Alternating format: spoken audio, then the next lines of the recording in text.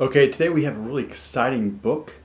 The book is Teaching in the Fast Lane by Susie Pepper Rollins.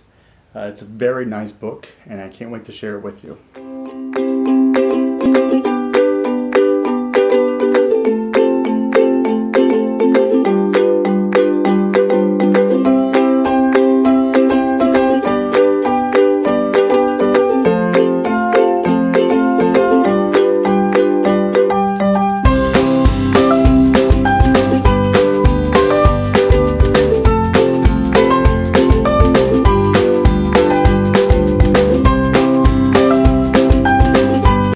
Teaching the Fast Lane really covers the active learning environment for a classroom. Most in research has shown that students spend 70 to 80% of their time sitting and listening, and that's just not a conducive environment for engagement. So trying to have a student-centered, student-minded, active learning classroom is very important to get them engaged and get them to take ownership of their own work. So active learning really strongly suggests changing up every 12 to 15 minutes, which is something that teaching block schedules for middle schoolers for the past 10 years, I can tell you, you have to do that. Students you cannot sit there and lecture to them. You cannot have them do anything for longer than 12 to 15 minutes. If they are, they quickly get bored, they need to shift their focus, and you really need to put physical movement in there. So some of the things that they helped as far as get the focus of an active learning environment is what they call standard walls.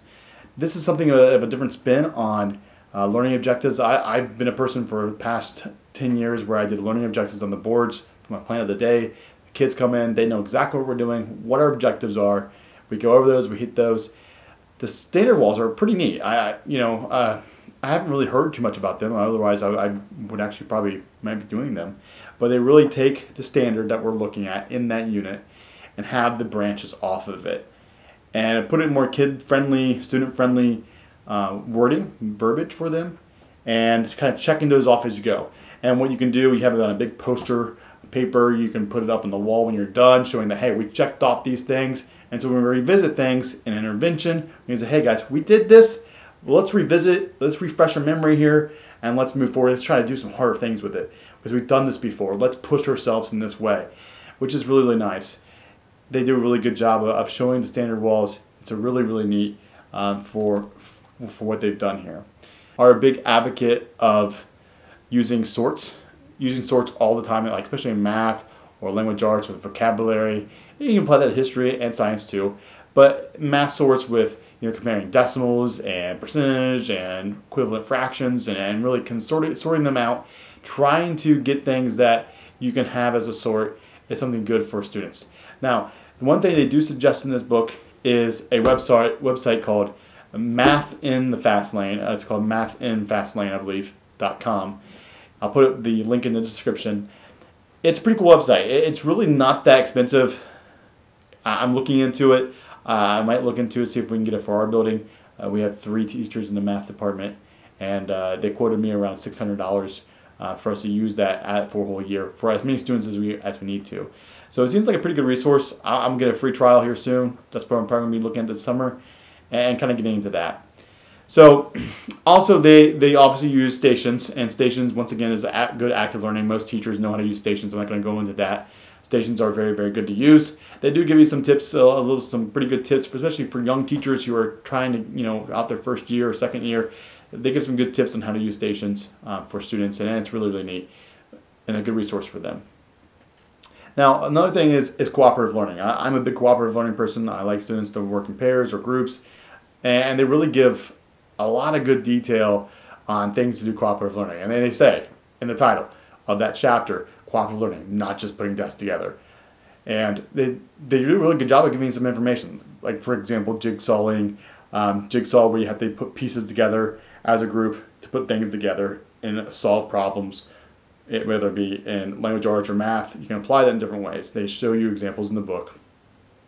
Being the expert, something I've done before, is they have to be an expert in a certain section and then report back to their group, and that really helps students learn that way, where they're responsible for their own learning.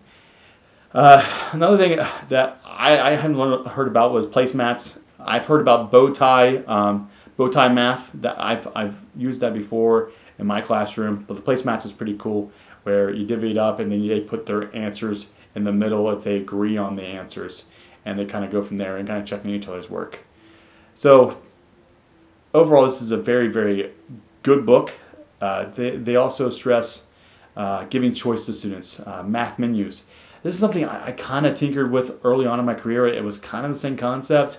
I didn't have too much success with it, but I think after reading what they had, I was just kind of going off what I thought would be a good idea. And here they've kind of a little bit more refined it, whereas I was more having the rough edges.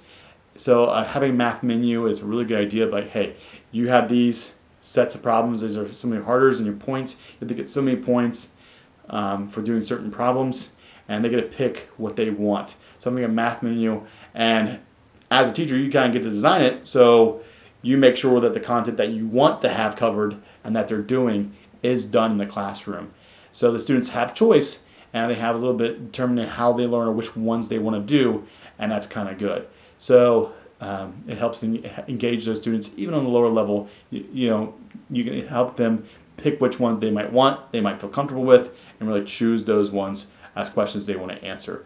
But also make sure that they have to still hit some rigor questions, have to get that grit and build that grit in math, because that's really huge. That's one thing I see with a lot of math students is not that skill of having grit and really trying to dig through and persevere through a problem and figure it out. The students who develop that are the ones who usually are very successful, even successful in life too, because they develop that grit, say, hey, how can I figure this out? What's a different way I could attack this? And so giving kids a choice helps them, develop that grit also. So if you're a new teacher, or even you're a veteran teacher, this applies to everybody. This is really good. It's a real quick, easy read, only about a little over 100 pages. It's just really good refinement on some things that you may have thought about or may not have thought about. So if you have a chance to pick this up, I will pick this up and give it a good read over the summer. I know summer break's coming up. So enjoy your summer and relax, but also remember, prepare for next year, refine your things, get better.